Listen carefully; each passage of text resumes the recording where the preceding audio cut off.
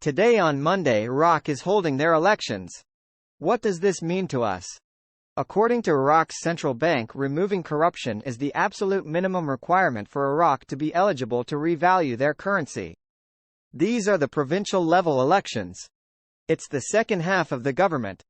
They already completed and held all their federal elections in October of last year. These elections are critical to the country to move it forward. Iraqi council elections. Almost 17 million voters head to polls on Monday. Iraqis have begun voting for the first time in a decade to select new provincial council members who in turn will appoint governors. Results are expected to be announced on Tuesday. Chairman of the Board of Commissioners. The electoral process is proceeding smoothly, and the voting machines will stop at 6 in the evening. Iraqi citizens will be voting today and tomorrow. I am not worried about a float. None of my bankers are worried about a float. I was told that because of the Oil for Dinar program, the redeeming banks or redemption centers, that this will be our best price. All my bankers agree.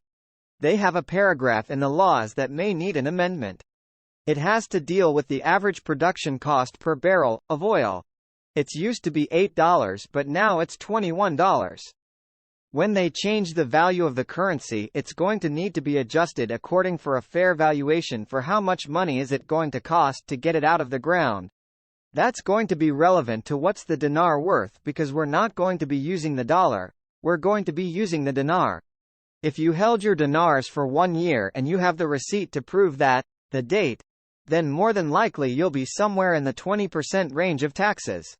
If you have no receipt, oh boy, you might be in the 40%. Yikes. You have 1 million, you'll have to give Uncle Sam $400,000.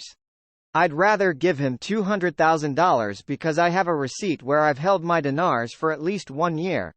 For those of you that just bought your dinars last month, you may have to consider to hold on to them for another 11 more months for tax purposes. In January we'll be using the dinar only. 1st of January is going to be a big step. A big change. Wait for the 1st of January, that's when things are going to start happening.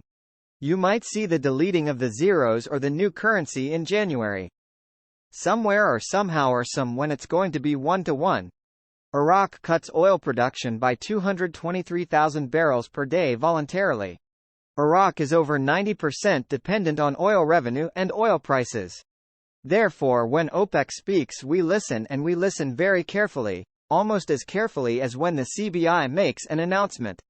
Iraq's elections days are 18th and 19th. Rumor has it they will release the new exchange rate post-election. We shall see if that's true or not in the coming days.